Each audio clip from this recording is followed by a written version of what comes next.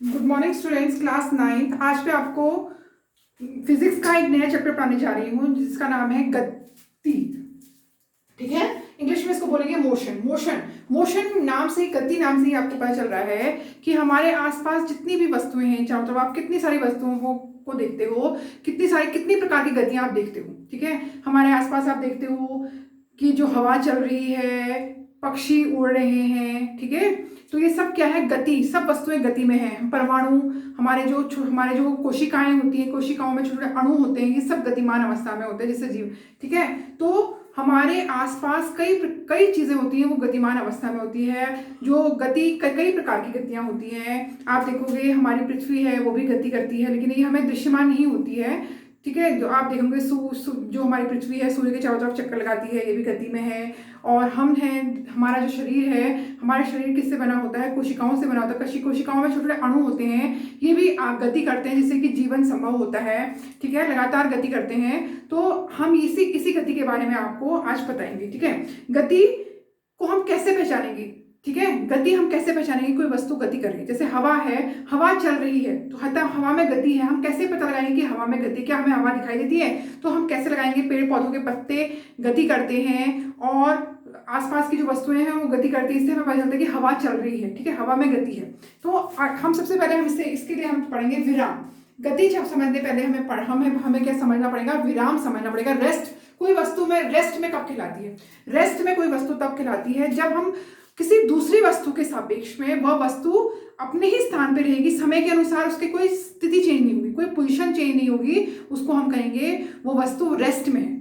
ठीक है बच्चों, समय के अनुसार और किसी दूसरी वस्तु के सापेक्ष वह अपनी कोई पोजीशन चेंज नहीं हो रही है, अपनी स्थिति चेंज नहीं कर रही है, तो हम कहेंगे वो वस्तु रेस्ट में है। तो इसकी परिभाषा क्या होगी बच्चों? यदि किसी वस्तु की स्थिति अन्य वस्तु की अपेक्षा समय के साथ नहीं बदल रही है, तो हम कहेंगे वो वस्तु रेस्ट में है। ठीक है, तो आप देख सकते हो आपके आसपास जो मकान है, कितने समय से वो वहीं पर है, पेड़ है, ठीक है, वो सब आपके घर का फर्नीचर है, तो ये सब क्या है?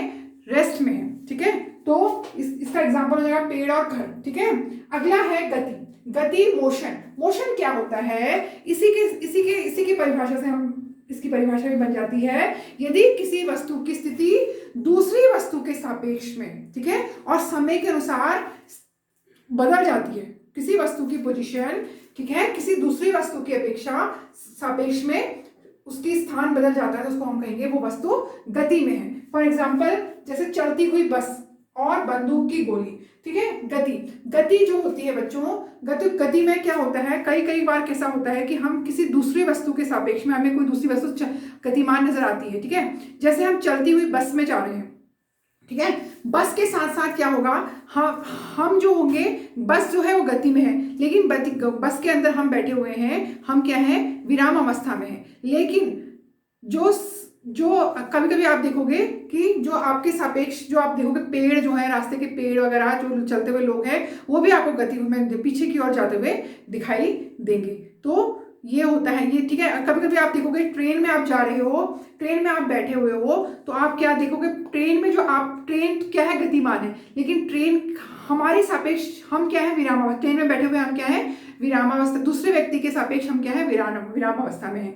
ठीक है, लेकिन पटरी के सापेक्ष हम क्या है? पटरी के सापेक्ष क्या है? जो ट्रेन है वो गतिमान है, लेकिन हम क्या है? विराम अवस्था में है। ठीक है, तो ये सापेक्ष बहुत जरूरी है। किसी दूसरी वस्तु के सापेक्ष जो होता है, कोई वस्तु का गति में है या विराम अवस्था में है, ये निर्धारित होता है। ठीक है, अब गति के प्रकार। गति कई प्रकार की होती है बच्चों, ये आप छोटी कक्षाओं से पढ़ते आ रहे हो। गति कई प्रकार की होती है। सरल रेखीय गति, ठीक है, इसको बोलते हैं लीनियर मोशन। सरल रेखीय गति का मतलब हुआ जब कोई वस्तु सीधी अवस्था में जा रही है, तो उसको बोलते हैं सरल रेखीय गति। वृत्तीय गति या घूर्णीय गति, मतलब वृत्तीय गति कोई वस्तु जो गोल गोलाई में इस गति करती है, वृत्तीय गति में गति करती है, उसको बोलते हैं वृत्तीय गति या घूर्णीय गति। दोलन गति क्या होती है? जब एक बिंदु से कोई वस्तु ऊपर नीचे, ठीक है, सेम दूरी तय करती है, उस एक बिंदु के सापेक्ष ऊपर नीचे सेम दूरी तय करती है, to and fro. To and fro motion करती है तो उसको बोलते हैं दोलन गति।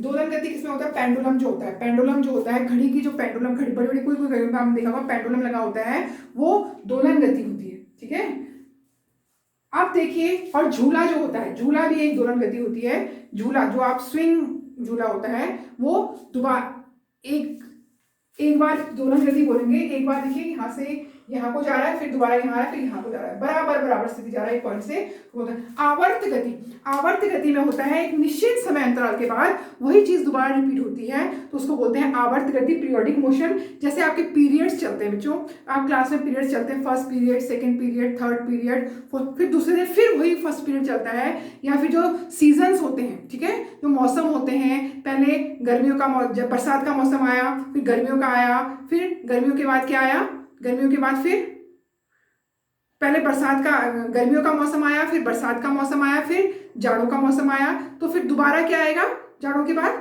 दोबारा गर्मियों का मौसम आएगा। तो ये पीरियड के बाद, और जो मशीन की सुई होती है बार बार दोबारा रिपीट होती है, तो ये होती है। और जो जैसे समय है, घड़ी का समय है, पहले 1 बजता है, 2 बजता है, दोबारा फिर 1 बजता है, एक निश्चित समय अंतराल के बाद दोबारा वही लौट के आता है, तो उसको बोलते हैं आवर्त गति, पीरियोडिक मोशन। ठीक है, अब आगे हम पढ़ेंगे भौतिक राशियां। बच्चों कुछ भौतिक राशियां होती हैं, ठीक है, कुछ भौतिक राशियां होती हैं, जैसे हम दूरी नापते हैं, अगर हम दूरी नापनी हो तो उसको हम मीटर में नापते हैं, किसी का भार नापना हो तो उसको किलोग्राम में नापते हैं। ठीक है, अगर हमें कुछ वस्तु को किसी समय नापना है तो उसको सेकंड में नापते हैं। ऐसे कुछ भौतिक राशियां होती हैं। ठीक है, तो भौतिक राशियों को हम दो भागों में विभाजित करते हैं। एक होती है सदिश राशि, सदिश में वेक्टर क्वांटिटीज, दूसरी होती है अदिश राशियां, स्केलर क्वांटिटीज। ठीक है बच्चों, जो सदिश राशियां होती हैं जिसमें दिशा तथा परिमाण दोनों होता है। ठीक है, ये वो जो राशियां हमें दिशा भी बताती हैं और परिमाण क्या होता है, जैसे मेरा वेट क्या है, मेरा वेट है 50 kg। ठीक है, तो मेरा वेट 50 kg है, तो मेरा जो राशि जिससे कि मैं नापी जा रही हूँ, मेरा जो उसको बोलते हैं परिमाण। ये दूरी कितनी है, दूरी 2 किलोमीटर है, तो वो 2 किलोमीटर क्या है, परिमाण है। तो जो क्वांटिटी जिस राशि में परिणाम और दिशा दोनों होती है उसको बोलते हैं सदिश राशियां। ठीक है, इसके उदाहरण है त्वरण, चाल, विस्थापन और बल। ठीक है, इसमें दिशा भी बता रहे हैं और ये परिमाण भी बता रहे हैं। ठीक है, और अदिश राशियां क्या होती है, इसको स्केलर क्वांटिटीज बोलते हैं, जिसमें केवल परिमाण होता है, दिशा नहीं होती है, उसको बोलते हैं स्केलर क्वांटिटीज। अदिश राशियां जिसमें जैसे चाल और दूरी। ठीक है बच्चों, तो बच्चों अब हम पढ़ेंगे दूरी। दूरी, डिस्टेंस। दूरी क्या होती है बच्चों, जब कोई वस्तु अपनी जगह चेंज करती है। ठीक है, कोई वस्तु जब अपने पथ पर चलती है, समय के अनुसार जब वो अपनी जगह चेंज करती है, ठीक है, अपनी समय के अनुसार अपनी जगह चेंज करती है किसी पॉइंट से, रेफरेंस पॉइंट, निर्देश बिंदु से। ठीक है, निर्देश बिंदु मतलब जहां से वो, निर्देश बिंदु में आपको बताती हूँ निर्देश बिंदु क्या होता है बच्चों। निर्देश बिंदु वो होता है जैसे कोई जैसे हम कहते हैं कि मेरे घर से स्कूल तक की दूरी कितनी है, 2 किलोमीटर है, तो जो मेरा घर है वो निर्देश बिंदु कहलाएगा। जिस बिंदु से हमने यात्रा शुरू की है उसको बोलते हैं रेफरेंस पॉइंट या निर्देश बिंदु। ठीक है, निर्देश बिंदु से जब कोई वस्तु अपना पोजीशन चेंज करता है समय के अनुसार तो उसको बोलते हैं वो वस्तु गति में है, और जितनी दूरी उसने तय की है उसको बोलते हैं डिस्टेंस, दूरी। ठीक है, जितना किसी वस्तु द्वारा तय किया गया पथ, ठीक है, समय के अनुसार किसी वस्तु का द्वारा तय किया गया पथ उसको बोलते हैं डिस्टेंस। ठीक है, पथ समय के अनुसार, अकॉर्डिंग टू समय के अनुसार। ठीक है बच्चों, तो ये होता है दूरी।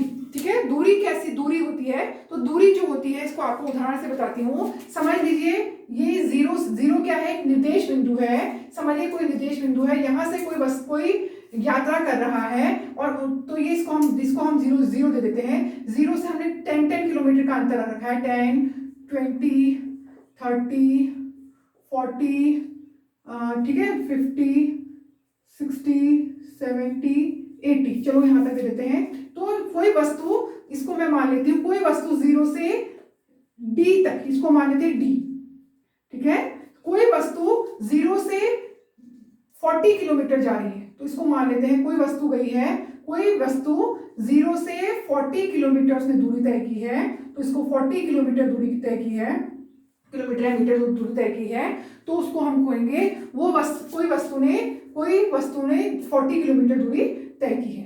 अगर वो उसके बाद, ये इस पोजीशन को हम बी मान लेते हैं, बी के बाद फिर वो वस्तु फिर 60 पे 20 किलोमीटर दूरी उसने और तय की, तो हम कहेंगे वो वस्तु ने कितनी दूरी तय की, 60 किलोमीटर दूरी तय की। ठीक है, अब वो वस्तु डी, ये इसको हम दे देंगे सी। ठीक है, अब वो डी में उसने कितनी दूरी की, 80 किलोमीटर दूरी, 20 किलोमीटर दूरी और तय की, तो हम क्या कहेंगे, वो वस्तु ने कितनी किलोमीटर दूरी तय की, तो हम कहेंगे 40, हम जो डिस्टेंस होता है, कवर डिस्टेंस हमेशा ऐड हो जाता है, 40 प्लस कितना हुआ, 20 किलोमीटर प्लस 20 किलोमीटर, तो उसने कुल दूरी कितने की, 80 किलोमीटर दूरी तय की। ठीक है, तो ये इसको हम कहेंगे डिस्टेंस। अगर वह डी से दोबारा बी में आता है, ठीक है, अगर वह व्यक्ति डी से दोबारा बी में आता है, तो हम क्या कहेंगे, कितनी दूरी उसने तय की, 10, 20, 30, 40, तो 40 किलोमीटर उसने और तय किया, तो हम क्या कहेंगे, हम उससे कहेंगे 120, उसने कितने किलोमीटर दूरी तय की, 120 किलोमीटर दूरी, तो इसको हम कहेंगे डिस्टेंस। जितनी दूरी कोई व्यक्ति द्वारा कितना रास्ता तय किया जाता है, उसको हम उसको बोलते हैं डिस्टेंस। ठीक है, तो यह एक कैसी राशि है, यह एक अदिश राशि है, यह एक स्केलर क्वांटिटी है। तो ये कैसी क्वांटिटी है बेटा, इंग्लिश में इसको स्केलर, यह एक स्केलर क्वांटिटी है, ये एक अदिश राशि है, जिसमें क्या केवल हमें क्या पता चल रही है, केवल हमें परिणाम पता चल रहा है, परिमाण पता चल रहा है कि कितनी दूरी तय की, इसमें कोई दिशा नहीं पता चल रही, कोई किस दिशा में जा रहा है। तो ये कैसी राशि है, ये एक स्केलर क्वांटिटी है, अदिश राशि है, और इसका एसआई मात्रक होता है मीटर। ठीक है, वैसे हम दूरी को हम कई राशियों से दिखाते हैं, कई यूनिट्स होती हैं, किलोमीटर, मीटर, सेंटीमीटर, मिलीमीटर, लेकिन इसका एसआई मात्रक केवल मीटर होता है। ठीक है बच्चों, ये आपको याद रखना है, इसका एसआई मात्रक जो होता है वो, और जो ये राशि होती है हमेशा धनात्मक होती है, पॉजिटिव होती है, और कभी भी जो दूरी होती है वो जीरो नहीं होती है। अगर जीरो होगी तो वो वस्तु क्या कहलाएगी, रेस्ट पे कहलाएगी। ठीक है, वो विरामावस्था में कहलाएगी। अगर कोई वस्तु अपनी पोजीशन चेंज करता है तो वो जीरो में, वो राशि जीरो में नहीं आएगी। ठीक है, तो हमेशा जीरो से अधिक आएगी। अब हम अगला हम पढ़ते हैं विस्थापन। विस्थापन को इंग्लिश में बोलते हैं डिस्प्लेसमेंट। विस्थापन भी दूरी का ही रूप है, लेकिन विस्थापन देखिए क्या होता है, अगर कोई वस्तु, देखिए कोई वस्तु स्टार्ट कर रही है, अपनी जर्नी स्टार्ट कर रही है, जीरो से स्टार्ट कर रही है, इसमें भी हम, ठीक है, ये हमने गैप दे दिया है 10 किलोमीटर का, 0 से 10 किलोमीटर, 20, 30, 40, 50, 60, 70, 80। ठीक है, और इसको हमने पोजीशन दे दिया डी। अगर कोई वस्तु, ठीक है, अगर कोई व्यक्ति यहाँ से चला है, यहाँ से उसने दूरी तय की है 40 किलोमीटर। ठीक है, 40 किलोमीटर दूरी तय की, फिर उसके बाद उसने सेकेंड राउंड में उसने फिर कितनी दूरी तय की, फिर उसने 80 किलोमीटर दूरी की तय की। ठीक है, इसको हमने दे दिया ए नाम दे दिया, इसको हमने दे दिया बी। ठीक है, अब उसने कितनी दूरी तय की, 80 किलोमीटर दूरी की थी, तो हम कहेंगे उस व्यक्ति का डिस्प्लेसमेंट कितना हुआ, 80 किलोमीटर हुआ। तो हम क्या कहेंगे, उस व्यक्ति का डिस्प्लेसमेंट कितना हुआ, 80 किलोमीटर हुआ। लेकिन अगर वो दोबारा 80 से कितने में आ जाता है, दोबारा वो रिटर्न होता है 80 से 30 में रिटर्न होता है, वापस आता है, तो लेकिन उसकी पोजीशन क्या है, वो पोजीशन कितनी चेंज हुई है, उसकी पोजीशन पहले वो ए में था, अब वो कितने में आ गया है, बी में आ गया है, 30 किलोमीटर हुआ है, तो हम डिस्प्लेसमेंट विस्थापन कितना कहेंगे, 30 मीटर कहेंगे। डिस्प्लेसमेंट कितना हुआ है, केवल 30 मीटर हुआ है, इस जो ये हमने ये दूरी तय की हुई है, ये नहीं कहलाएगी। ठीक है बेटा, तो जैसे इसको एक और एग्जांपल से आपको बताती हूँ। समझ लीजिए ये हमारा घर है, ठीक है, ये हमारा घर है, घर से हम कहाँ गए, घर से हम यहाँ से रास्ते से, घर से हम स्कूल जा रहे हैं, रास्ते में यहाँ पे एक शॉप पड़ी, शॉप के बाद एक मंदिर आया, मंदिर के बाद फिर हम ये लॉन्ग रास्ते से फिर हम यहाँ पे किसी मेरे फ्रेंड का घर आया, फिर उसके बाद यहाँ पर जाकर यहाँ पर स्कूल आया। ठीक है, ये क्या आया, स्कूल आया। ठीक है, लेकिन ये देखिए हमने ये जो हमने यहाँ से तय की, ये हमने दूरी तय की, लेकिन उसके असल और जो इसके बीच की असल दूरी है, इसको हम कहेंगे विस्थापन। इसको हम कहेंगे विस्थापन। उसने इतनी दूरी तय की, उसने दूरी तय की 10 किलोमीटर, लेकिन यहाँ के बीच की उसका विस्थापन कितना हुआ, 2 किलोमीटर। तो इसकी परिभाषा क्या होगी, जो प्रारंभिक स्थिति से अंतिम स्थिति तक जो सबसे छोटी दूरी है, जो प्रारंभिक स्थिति से अंतिम दूरी जो सबसे छोटी दूरी है उसको हम कहेंगे विस्थापन। तो इसके ये कैसी होती है, यह एक सदिश राशि होती है, एक वेक्टर क्वांटिटी होती है। देखिए एक दिशा में जा रहा है व्यक्ति, इसमें दिशा पता चल रही है कि वो उस घर से स्कूल जा रहा है, तो एक दिशा में जा रहा है, तो वो ये कैसी क्वांटिटी है, एक सदिश राशि है, ठीक है। इसमें दिशा और परिमाण दोनों है, ठीक है। तो ये कैसी राशि है, ये एक सदिश राशि वेक्टर क्वांटिटी है, इसका एसआई मात्रक भी मीटर होता है, और ये जीरो भी हो सकती है। जीरो कैसे होगी, किस स्थिति में जीरो होगी बच्चों, आपको बताती हूँ। समझ लीजिए ये कोई व्यक्ति है, यहाँ से जीरो से इसने दूरी तय की और 80 में जाके वो बी में जाके उसने 80 किलोमीटर दूरी तय की, ठीक है। कोई व्यक्ति जीरो से 80 किलोमीटर दूरी तय करता है और दोबारा वो फिर रिटर्न होकर दोबारा जीरो में आता है, तो उसकी जो विस्थापन हुआ वो उसकी पोजीशन कोई चेंज नहीं हुई। दूरी तो उसने 80 और 80 कितना हुआ, 160 किलोमीटर दूरी तय की। दूरी तो डिस्टेंस तो उसने 160 किलोमीटर तय किया, लेकिन उसका डिस्प्लेसमेंट जो उसका विस्थापन है वो जीरो है, ठीक है। वो जीरो है क्योंकि उसकी पोजीशन चेंज नहीं हुई है। पहले वो यहाँ पर गया, इस पॉइंट से दोबारा उसी पॉइंट में आ गया, तो उसका विस्थापन चेंज नहीं हुआ है, तो इसलिए उसका विस्थापन क्या हुआ, जीरो। तो यह धनात्मक, ऋणात्मक और जीरो भी हो सकता है, ठीक है बच्चों। तो यहाँ तक आपको समझ में आ गया होगा कि दूरी और डिस्प्लेसमेंट में क्या अंतर है। दूरी जो है अदिश राशि है, विस्थापन जो है एक सदिश राशि है, ठीक है। दूरी जो होती है इसका मात्रक मीटर होता है, इसका मात्रक भी मीटर होता है। दूरी जो होती है वो जीरो नहीं होती है, लेकिन विस्थापन जीरो हो सकता है, ठीक है बच्चों। तो आपको यहाँ तक समझ में आ गया होगा। तो नेक्स्ट इसके आगे का भाग मैं अगली वीडियो में बताऊंगी। थैंक यू बच्चों।